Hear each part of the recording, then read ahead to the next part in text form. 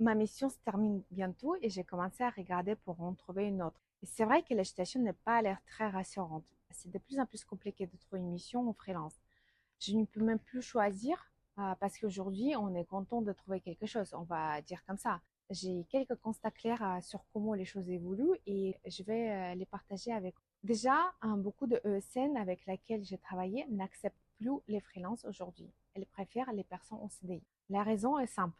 Le marché est très tendu et avec des salariés, elles ont des marges bien plus importantes, ce qui leur permet de compenser la manque d'émissions chez les clients. Les ESN deviennent de plus en plus gourmandes. Pour vous donner un exemple concret, la société qui me facture aujourd'hui prend 10% de marge sur mon TGM, ce qui est très bas, mais sur un profil CDI, la marge dépasse largement les 30-40%.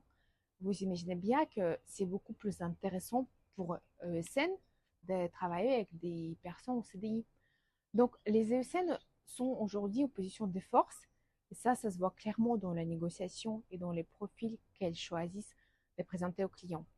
Même si votre candidature est plus solide, elles vont chercher quelqu'un qui accepte d'être salarié, avec moins d'expérience, mais qui leur apporte plus. Autre constat, les clients finaux eux-mêmes n'y veulent plus des freelances. Ce n'est donc pas toujours un choix des ESN, c'est aussi une décision des clients.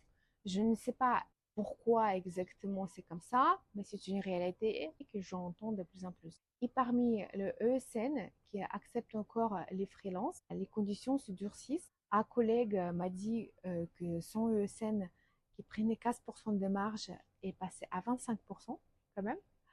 Donc, et cette différence, ce n'est pas le client final qui va le payer, bien sûr. Donc, soit ESN prend un CDI pour absorber cette marge facilement, soit elle cherche un freelance qui accepte à tarif bas. Sauf qu'un freelance qui accepte à tarif bas n'a aucun intérêt à rester freelance.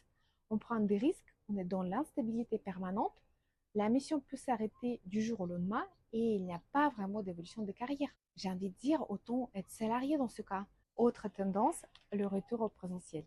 Il y a encore quelques années, 3 jours au présentiel et 12 jours au télétravail, c'était la norme. Aujourd'hui, c'est différent. Je vois de plus en plus d'émissions à 4 jours au présentiel. Moi, je continue de refuser ce rythme parce que ça dégrade vraiment la qualité de vie. Et honnêtement, même si on parle juste de travail 8 heures par jour, pour du travail intellectuel, on ne peut pas réellement être productif. Pour moi, on peut être productif 4 heures par jour, peut-être, mais 8 heures, c'est une utopie. Mais c'est comme ça que fonctionne le monde capitaliste. Donc, on joue le jeu. Mais si tout le monde continue d'accepter de dégrader sa qualité de vie, bah, il faudra malheureusement finir par s'adapter. On n'a pas le choix. Dernier constat, les TGM n'évoluent pas. Les salaires augmentent un peu, mais les tarifs journaliers, eux, stagnent. C'est vraiment frappant. Sur les forums, des gens disent qu'il y a 20 ans, ils gagnaient 500 euros par jour. Il y a 20 ans, c'était une somme considérable. Aujourd'hui, 500 euros par jour. Certes, c'est pas ridicule, on est d'accord. C'est correct. Mais quand même, 20 ans plus tard, c'était toujours 500 euros. Donc l'expérience ne paye pas. Moi, chaque année, j'ai plus d'expérience, plus de compétences. Et pourtant, pour des postes similaires, je vois des candidats avec beaucoup moins d'expérience être retenus supplémentaires parce que leurs tarifs sont plus bas. J'ai 13 ans d'expérience, j'ai travaillé comme développeuse, j'ai managé des équipes, géré des projets variés. Et clairement, ça ne se reflète pas dans ce que me propose.